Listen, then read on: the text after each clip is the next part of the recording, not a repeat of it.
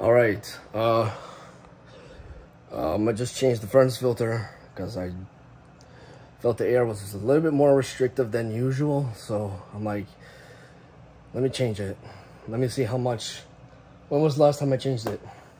Thank God I checked.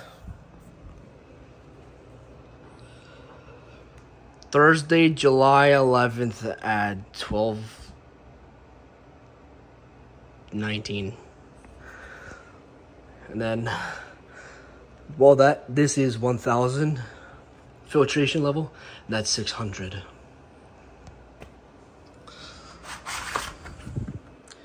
Yeah, it's pretty bad. And then I put already a filter in, and I put the date on it. It's already in the furnace.